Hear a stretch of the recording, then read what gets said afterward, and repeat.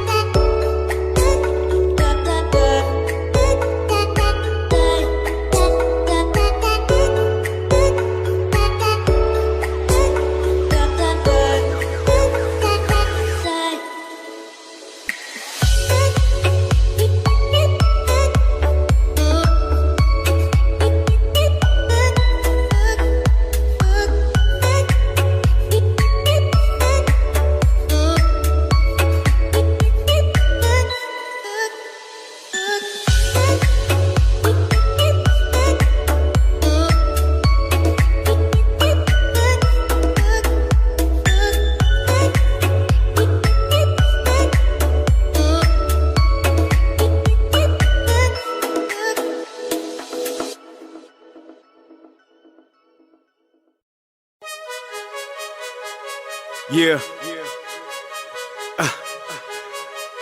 I don't ever remember feeling like this. But I'm out here in these YouTube streets. So I want you to get your fingers. I don't know what you're doing. I want you to right get now, your but mouse. I want you to check me out. And I want you to check me out. Get ready to do this. It's the relationship rehab. Like, share, and subscribe. We coming at you live. So come on, let's take a ride. Then subscribe to United Guns of America. Just click that link and listen up to what I'm telling you. It's the relationship. Click that link right now. You know what I'm saying? It's your boy Brian Revin, and I just want y'all to subscribe to my channel. You know what I'm saying? I want you to let me know what you think. I'm gonna talk about some things, you can talk about some things, and we can do our thing. You know what I'm saying? I mean, it's all about having a conversation, right? I mean, if we can't talk to each other, then, I mean, what are we really here for? I want y'all to be able to just come over to my channel, talk to me about what's going on with you, and I can tell you what's going on with me, and we can build some things, you know what I'm saying? That's all about growth, baby. So click that link, go ahead and swipe on your phone, whatever you gotta do. Share my content. It's just get me out here, baby. Cause we just talking, you know what I'm saying? It's like, I like doing what I'm doing because it's about the people. It's about us having a conversation with each other. It's about us discussing whatever needs to be discussed. And on these YouTube streets, this is the best place to do it, baby. Like, share, subscribe. That's right. Click the link. Click the link. Yeah. I just want to say thank you to everybody that's out here that's already subscribed. You know what I'm saying? Cause y'all ain't the first one, and y'all ain't the last one. So I just want to give a shout out to everybody that click the link, that click the share, and then subscribe to your boy. Cause we gon' grow this thing together, baby. Relationship rehabbing, United Guns of America. To the world, blow up, baby. Yeah. Click the link, baby. Click the link, baby. Yeah. Hey, I just wanted to send a shout out to all y'all. I love y'all. That's why I do this. It's for the love of us, baby.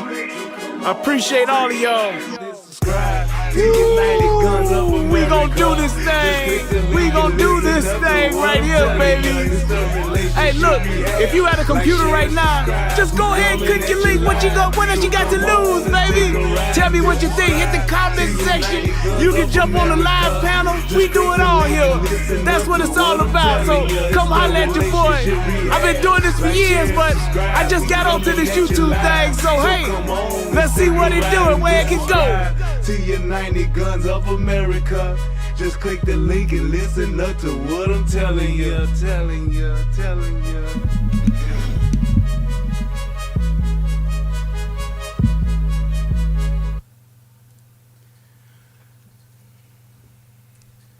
Good afternoon, and no, it ain't nothing wrong with your internet.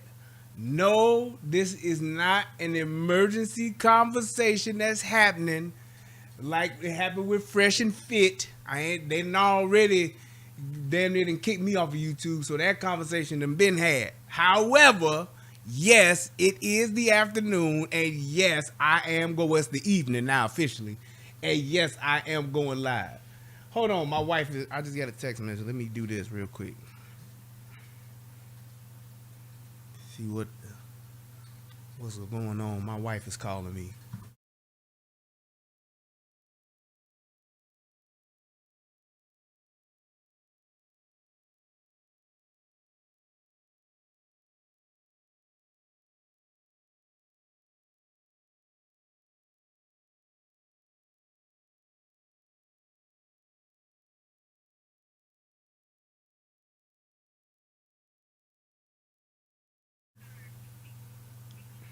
Okay.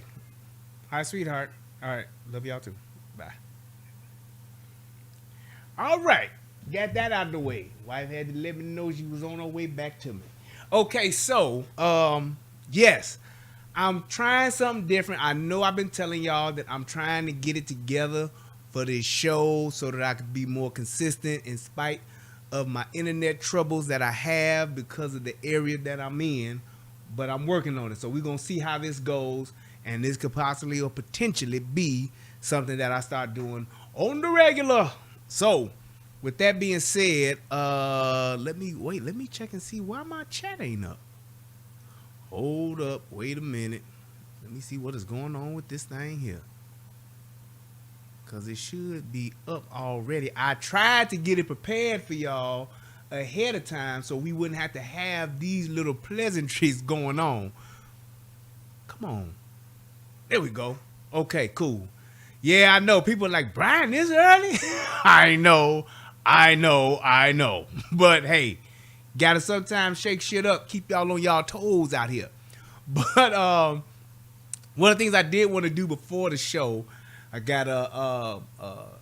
had got some terrible news earlier this week. One of my childhood brothers, one of the big brothers on my block, man. I mean, this one hit home, man. My big brother Anthony Nemox passed away, man. So sending prayers and hugs and just thoughts of comfort to the family, my Nemox family, my Crumb family. I love y'all, man. We lost us one of the good ones, man. So yeah, so that was sad this week. Other thing happened, and I totally forgot. And I don't know how, because I always get, well, I do know how. I always get these dates mixed up. My nephew Malcolm birthday. So if you watching, nephew, happy birthday to you, baby.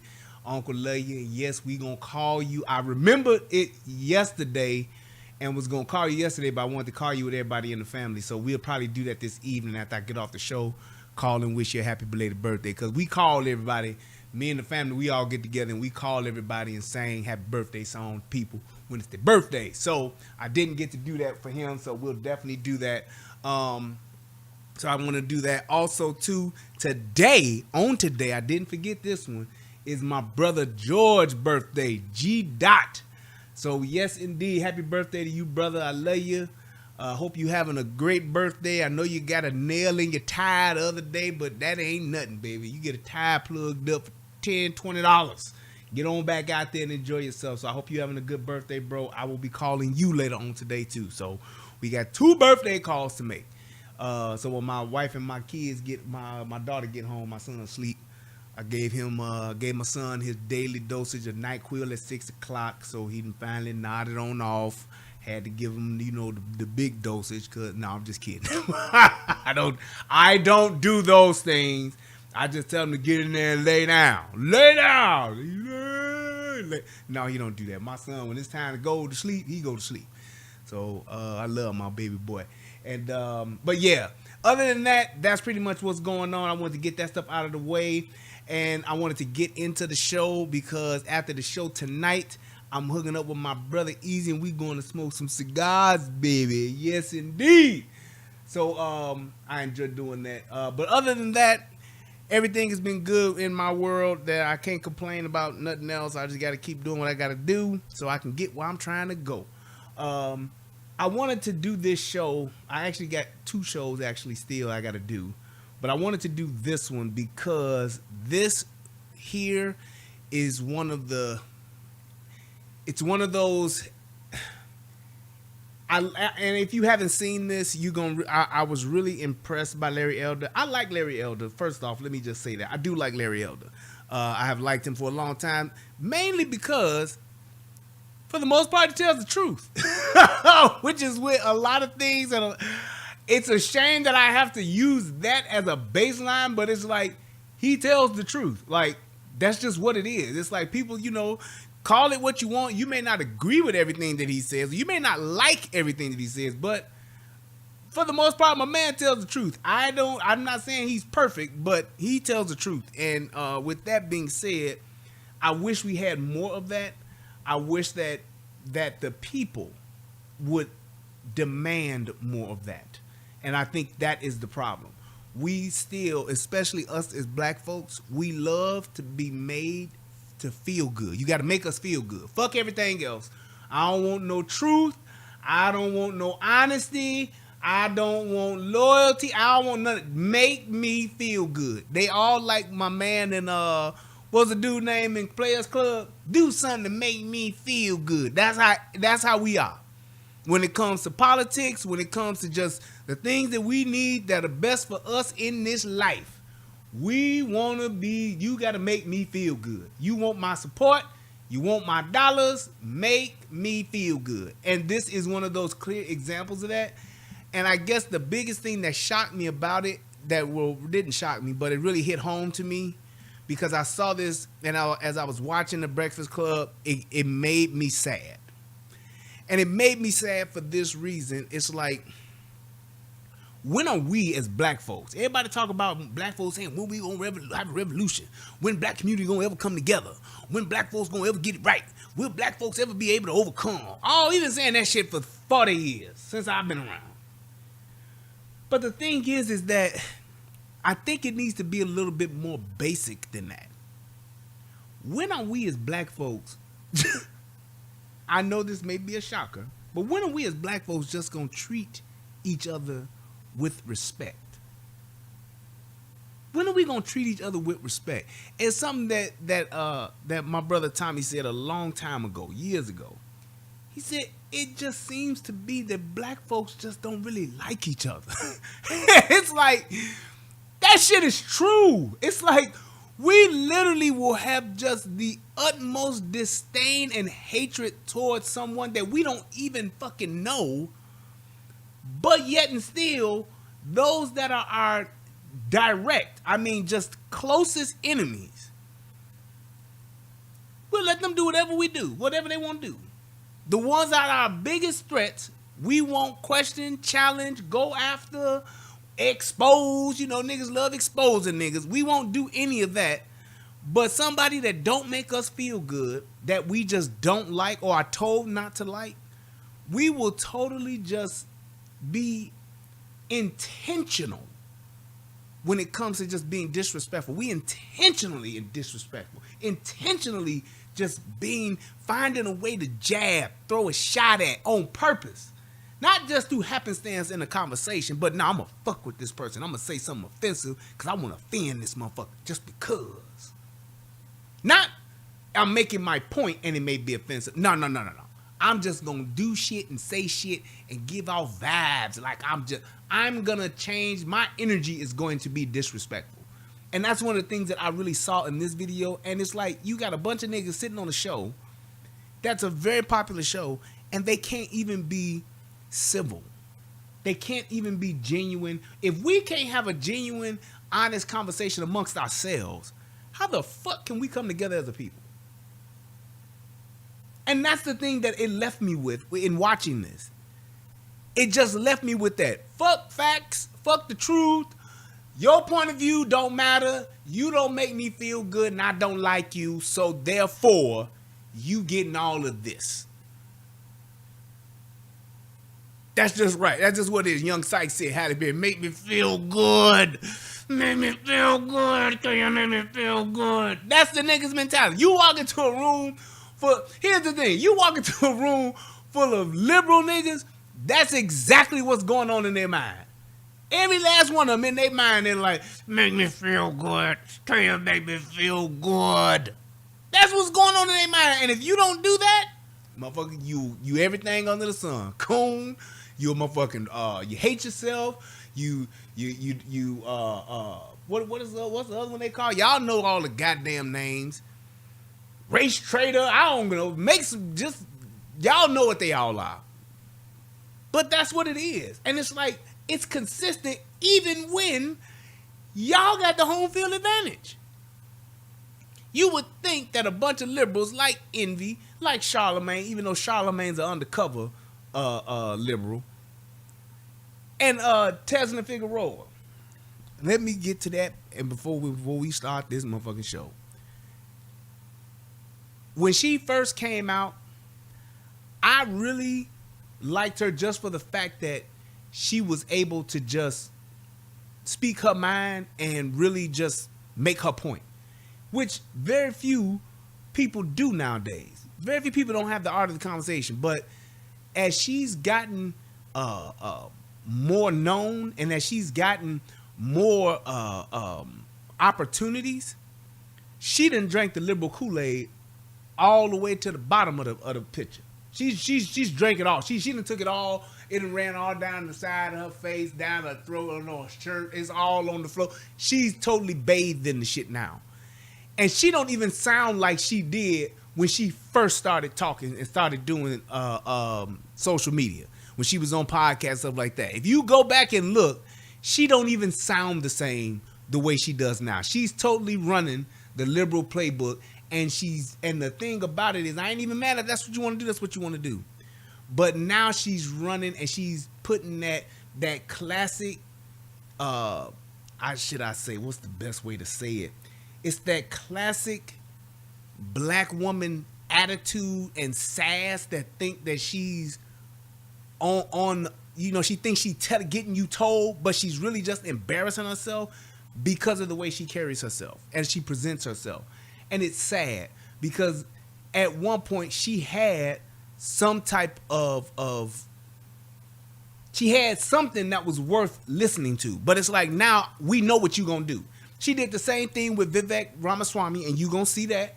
She did the same thing with Larry Elder, and anybody else that comes on that's not supporting her thing, this is just watch how she's just not disagreeing, but just being blatantly and intentionally disrespectful.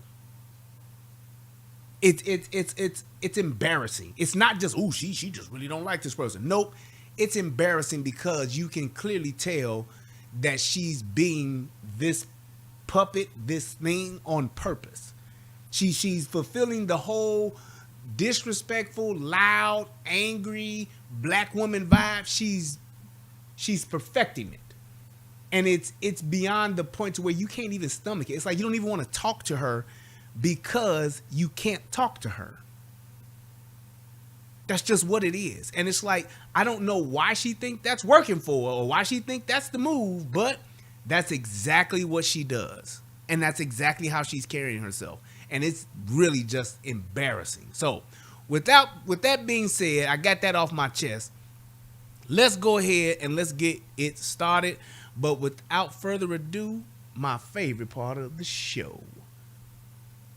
Talk to me, baby. Federal law allows citizens to reproduce, distribute, or exhibit portions of copyrighted motion pictures, videotapes, or video discs under certain circumstances without authorization of the copyright holder.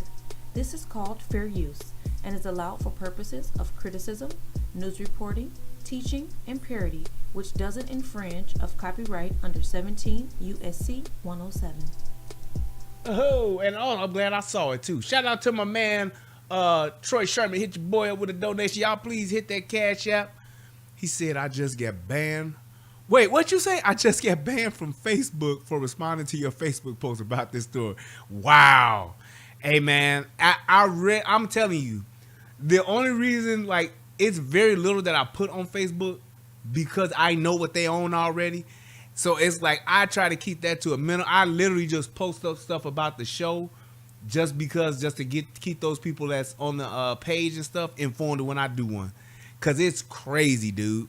It is crazy. They are just it is what it is, man. But thank God for Rumble.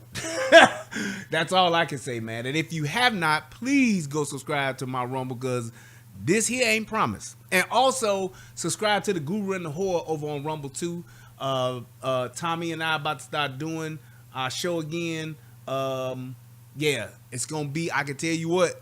I don't know when we gonna start, but it's definitely gonna be on Friday. So we got it nailed down. We getting close. Y'all. We getting close. But yeah, I'm excited about that, man. That's gonna be really good. So y'all definitely make sure y'all go and subscribe to that. That's actually in the description box. If you're looking at the show on YouTube, it's in the description box where you can click that little link and go and subscribe there on Rumble. But yeah, so let's go ahead and let's fire up the show. I really want you guys to just get an idea of like what the way that this dude carried himself. Larry Elder did an outstanding job, and I mean outstanding. The way that he handled himself just repeatedly, and even though as frustrating as it was dealing with her, he still did it, and he did it the right way, and I really like it. I'm really proud, and that's all he's saying. You asked and he answered it. I don't think it's a productive thing to do. And I'm going to tell y'all like this. Anybody that's having this conversation, like I said in the beginning, it is not a productive conversation. And the reason why, just so you can hear it, let me zip my coon suit all the way up. The reason why it's not a productive conversation to have is because you can't control white people. You don't get to dictate what white people do. Sorry. So why would you talk about something that you cannot control? You know, here in Texas, we've had one of the hottest summers in quite some time, since I've been here, coming up on 5 years. It's one of the hottest summers, the hottest summer we've had. The most consecutive days of being over 100 degrees. Now, would it be a conversation for me to have about how the 100 degree plus weather in Texas has ruined my summer?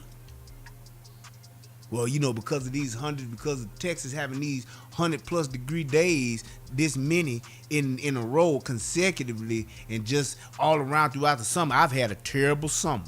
My summer ain't good because of this 100 degree weather. I can't fucking change that. Why would I even make it a point of contention? People been saying, and when we talk to people, I talk to people back at the crib and shit, they're like, what's the weather there, man? I'm like, nigga, we got that radio station heat. It'd be like 107.5, 105.3. V103 is 102.7, 103.8. It's like, it's radio station heat. Yesterday, we had that R&B heat. Motherfucker asked me, what's the temperature there? I said, it's 112, peaches and cream. I need it because you know it. That's what the fuck it was. Y'all don't hear me complaining about that shit? Do you hear me getting on live? Do you hear me on my motherfucking social media talking about, man, this too motherfucking hot here, nigga. The fuck? It's been 110, nigga. It's like, motherfucker, what's the weather like? Nigga, it's motherfucking peaches and cream outside.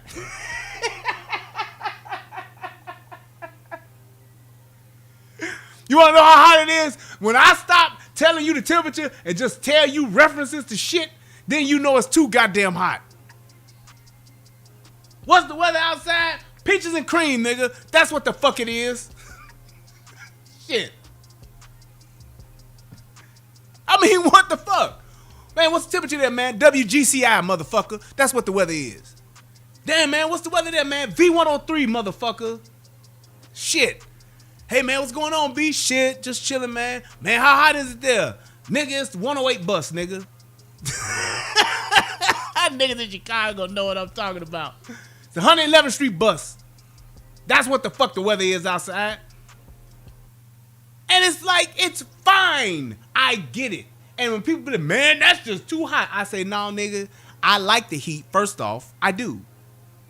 And the fact of the matter is, it's okay because I chose this because I like it to be hot than cold. Because these niggas in Chicago, y'all got about 30 more days for the shit change and to get all fucked up there. And it's going to still be nice here. I'll take these 2 or 3 months of it being insanely hot.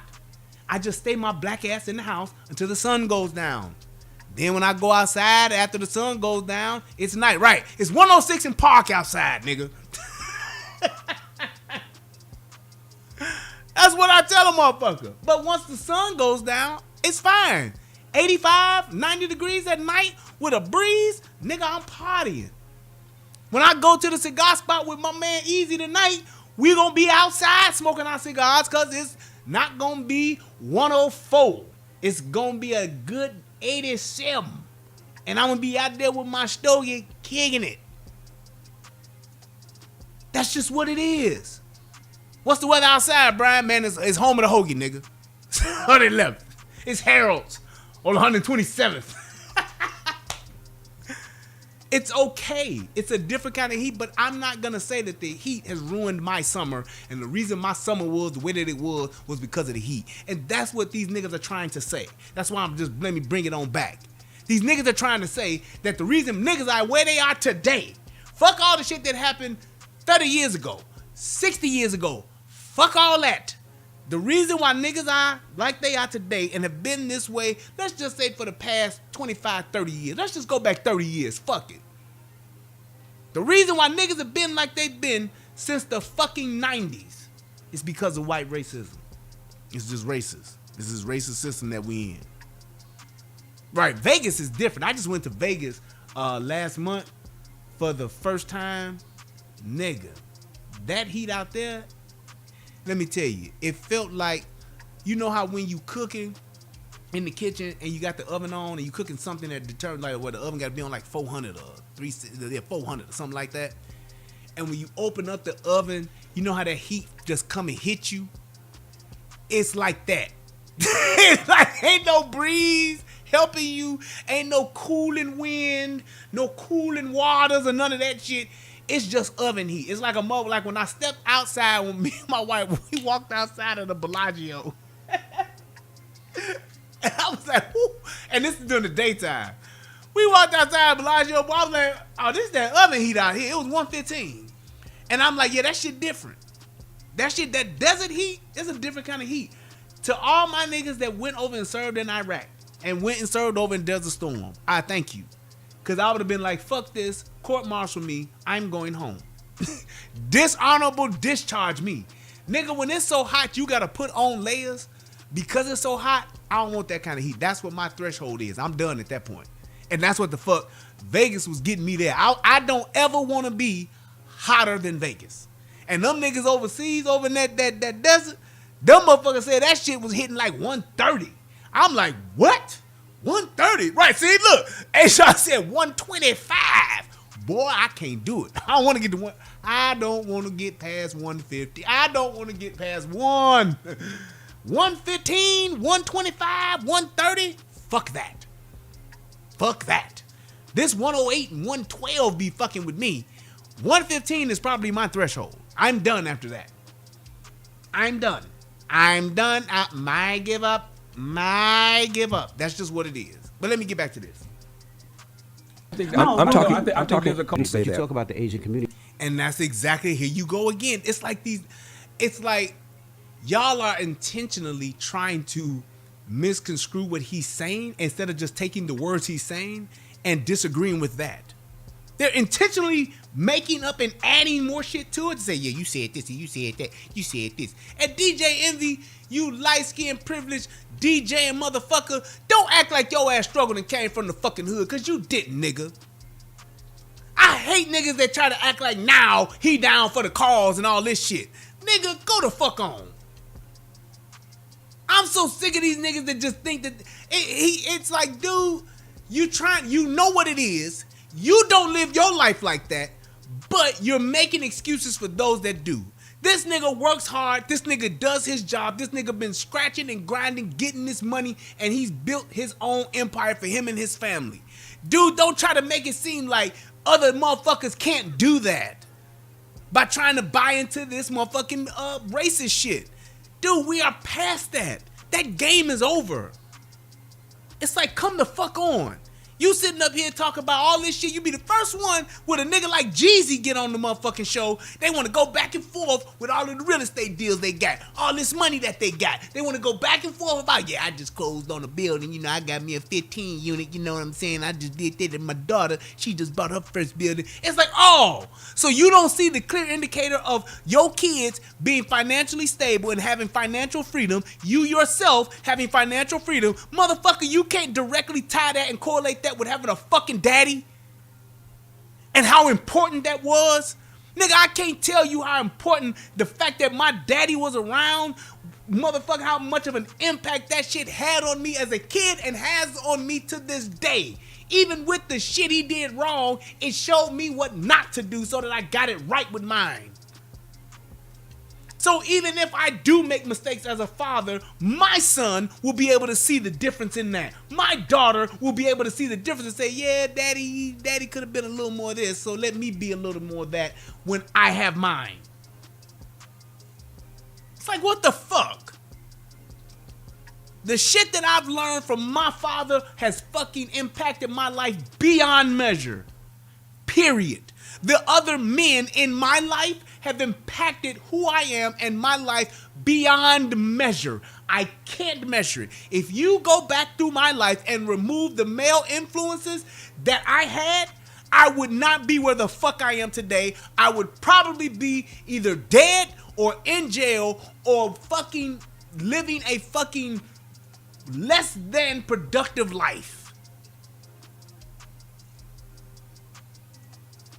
I'm just telling you what the fuck I know. So him trying to mitigate that and trying to motherfucking knock that shit down because he want to support them strong black women because he can't come out against no women because he got caught cheating and had to go on an apology tour like a bitch. Nigga, so be it. That's your life. Don't try to diminish the shit so that other niggas can't see the power of what a father is and having a father in the home and trying to make that shit to where it ain't really no big deal, but it do matter, but it ain't really no big deal. Nigga, please. Fix your fucking hat on your head and stand up and talk like a fucking man and acknowledge what the fuck he's saying is being true and it's correct. Shit makes no sense. These old soft-ass, simp-ass niggas steadily motherfucking making away and making excuses for the fucked up shit that niggas do, making excuses for the fucked up shit that black women do in our own fucking communities, and they just sit back in their $1 million houses, driving they fucking Bentleys, driving they fucking Lamborghinis, closing on they fucking house deals. They the furthest away from this shit, but they're steadily making the most excuses for these motherfuckers. How does that work? Go take your ass in the hood and then go take care of all these single black mothers then, nigga. If it's just a matter of circumstance and racism, you got the bread.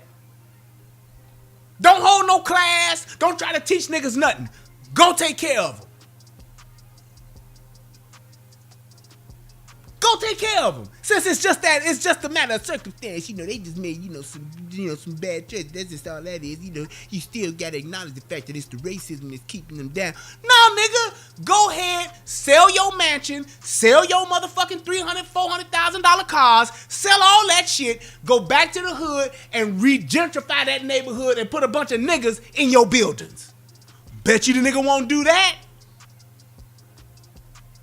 Turn in and sell your entire portfolio, nigga, and go ahead and buy a bunch of motherfucking units and make it low-income housing. All of it. Not just the ones you like. All of it. Go back to the hood, nigga, and buy the block. That's what you go do. And let them mamas live at bare minimum, rent-free, nigga, if you can, and see what that do for you. See what it do for them. See what it do for them. Keep giving motherfucking shit and not making them earn shit because they was just mistreated because of racism. It's the system that did this to them. Do all of that and then, nigga, see how it works out. Tell me, show me the success story, nigga. You be the vision of good and show us. Turn in all your ritzy-ditzy shit that you got. Keep doing your show and take your shit and go there and re-gentrify and give it all to a bunch of motherfucking low-income niggas. Low income housing niggas, let them all have it in that neighborhood and do your thing. Right. Ain't no motherfucking return on investment in the trap house, nigga. Burnt down complex. Tell me what you gonna do when niggas ain't cutting the grass. That's the shit I be talking about. You trying to make it, and I'm so sick of these motherfucking niggas that do this shit, and these race hustlers, they are the main ones on it. They talk all this black shit, black power shit, white folks did this shit. Meanwhile, where they living and how they living is total contradiction. Why wouldn't you be amongst your people? You can show them the way. Obviously, you've made it out, so you got the motherfucking keys, nigga. The Matrix is yours. You in charge of them. You Neo in the Matrix, nigga. You can see all of the fucking numbers, all the binary code. You can see it because you figured it out. Why not go back and show them the way? You know why? Because you like your Lamborghini. You know why? Because you like your Bentley. You know why? You like your fucking Corvettes. You like your fucking $1 million houses. You like your expensive and expansive motherfucking real estate portfolio, and you know that you got it by busting your ass. And you know for damn sure if you went and fucked around with these niggas, you wouldn't have it. The Asian community is easy. Before this dumb bitch gets to talking, let me just say this. When it comes to financial literacy, we, when I mean black folks, have been some of the worst at it. Myself included. Financial literacy has been one of the main, just you talking about black on black crime and all that kind of shit. Yes. Financial literacy, just knowing how to save. Knowing how to pay your bills, knowing how to establish your credit. That's just something I'm just telling you. And y'all can vouch for this. That's just something that niggas just don't or didn't know. I didn't start even getting an idea of it and learning it until I was in my mid 40s. Before I even started to get a concept of just financial literacy. So it's like when you're talking about saying, hey, we don't get loans, true. Hey, we can't get this loan to buy a house, which is one of the cornerstones of financial freedom and wealth. Yes, you're correct. And a lot of it is, the greater majority of it is, and you may be able to go and find an instance where an appraiser appraised the black house lower than he appraised the white house. Yes, you can find that. The main problem is, though, black folks are not financially literate. They're not financially literate. I filed for fucking bankruptcy, chapter 7, at the age of 23, financially illiterate. My credit was so terrible that I had to go to a credit repair agency in my late 30s. I'm telling you, that is a black culture thing because we don't know how to establish ourselves. We don't teach our children how to establish ourselves. And you know why? Because we too busy fucking up our own kids' credit. I'm just telling you the truth. Most black folks, most niggas, you will not only fuck up your credit, but you will have fucked up your child's credit before they've even become a teenager.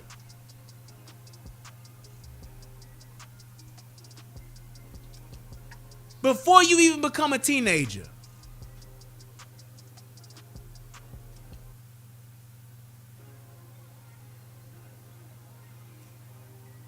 Before you become a teenager, your credit is fucked up. And you ain't had no part in it. You ain't opened nan credit card. You ain't got nan bill in your name. Your parents did it. Your mama did it. Your auntie stole your credit card, your social security number and got a credit card in your name when you was motherfucking 5. So when you should be, as a kid, when your parents should be putting you on their credit cards so that they can establish you with good credit, they're too busy fucking up your credit because they fucked up their credit already. That's just the truth. They've already fucked up theirs, and so in order for them to make it, they gonna fuck up yours. Because they mama probably fucked up theirs.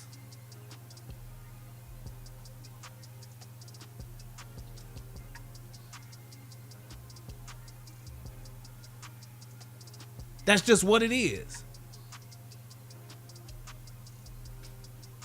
When you think about just that aspect alone, how would a 17-year-old, 18-year-old not know how to establish themselves when their mama didn't, when their grandmama didn't, when their daddy didn't?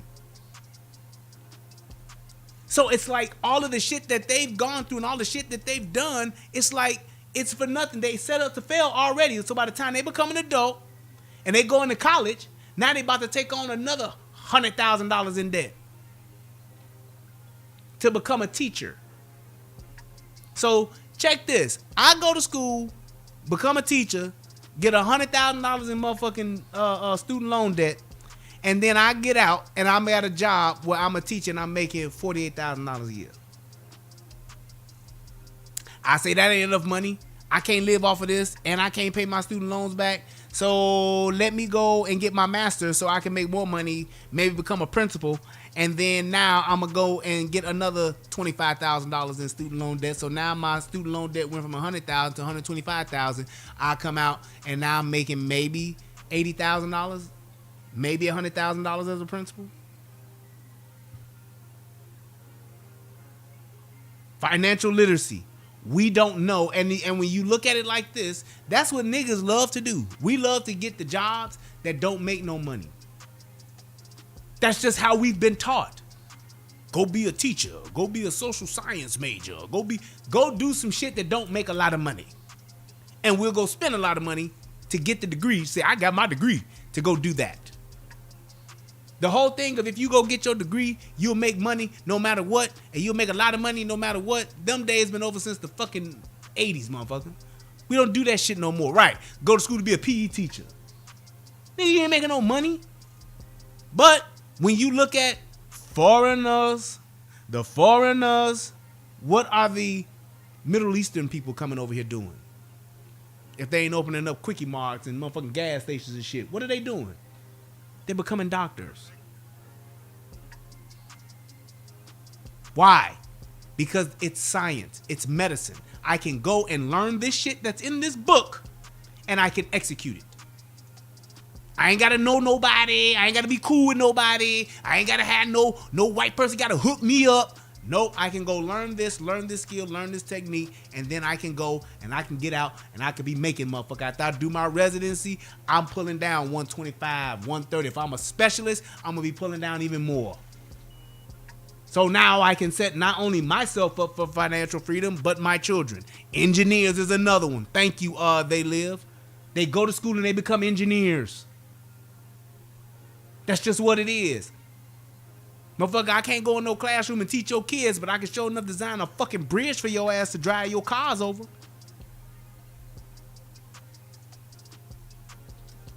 Just what it is. So financial freedom is a problem for niggas.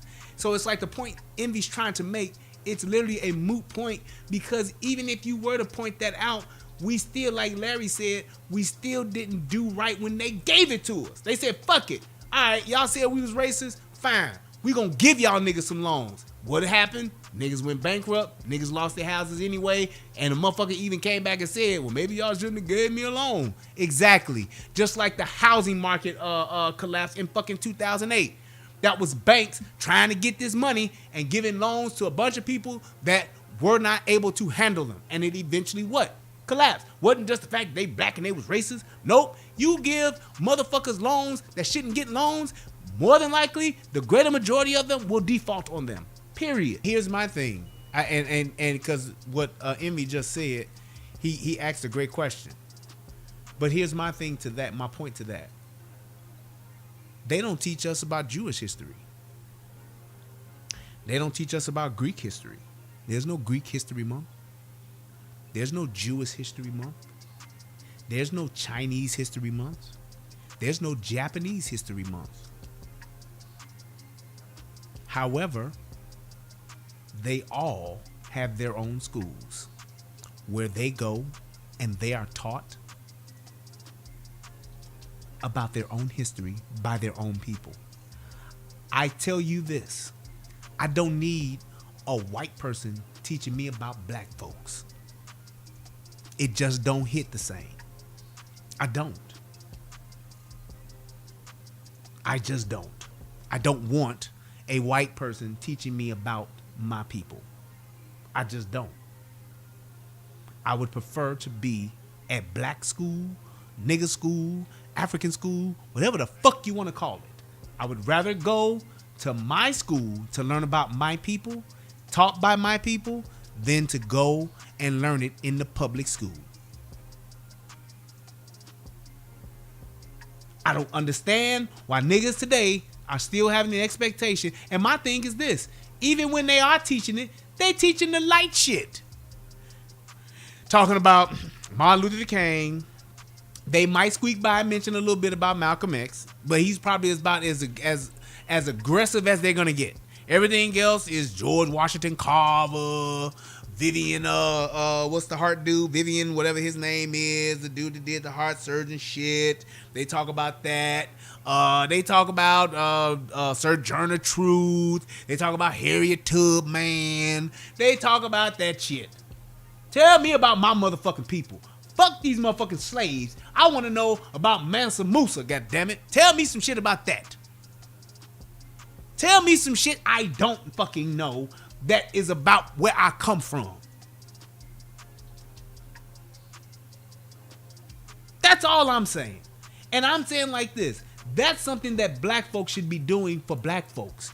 Come up with our own curricula. What do we really want our children to learn about their people? What do we want our kids to know, about our people? What do we want our kids to know about us that's important and pertinent? That we invented the cotton gin? So all of this shit made it easier for slaves to motherfucking make more motherfucking cotton and shit? Is that what we really, is that the important thing? Not saying that it's not a part of history, but is that the most important thing? That's all I'm saying. That's the kind of shit we should be focused on. How about this? How about if I go to black school, I learn financial literacy. I learn what it means to establish credit, how to pay a credit card off. I understand what it means not to go over the one-third rule of a credit card. That's what I want to know. I want to learn the fact that it's important for me to make my payments on time, over time. That's how you establish good credit. I want to learn how important it is to be able to work a job and make sure that you're able to save and you pay yourself first so that you can actually have a savings, so that you can actually make those milestone purchases like a home. I want to know that I should not go and spend 15 bands on a fucking wedding when I can take that and put it on a fucking house. Take my punk broke ass down to the courthouse, get married, and take that money and take $2,000 and go on a fucking 4-day weekend somewhere, and that's it. You spend $15,000, have 200 niggas show up, and don't none of the niggas even bring money to pay the shit back because niggas don't even know wedding etiquette. Most niggas don't know when you go to a wedding, you need to make sure, aside from your gift, you need to make sure that you actually give the bride and groom enough bare minimum for what they had to pay for you to eat. Niggas don't know that. Niggas show up to motherfucking weddings and niggas drop off $20. Niggas show up to wedding and drop off $50. Niggas show up to wedding and drop $100 and it be them, they wife, and they 2 kids. Motherfucker, that's 4 plates. Most motherfucking, I'm talking your basic weddings, it's at least $125 a plate. So you want to make sure that you give them at least that plus some. I'm motherfucking hairdresser making all this goddamn money, stitching in all this goddamn weave, or what Tommy call a hair hat installer. I go and do all this shit, and I go drop 22 bands on a wedding. And we living in a fucking apartment. That's a down payment on the house. Well, it was until Bidenomics reared its ugly head. Nah, that ain't shit. You ain't getting no motherfucking decent house unless you ready to drop 60 bands. That's the entry fee. Just saying. That's the kind of shit I want to learn at black school, because that's going to help me in life school. That's just what it is.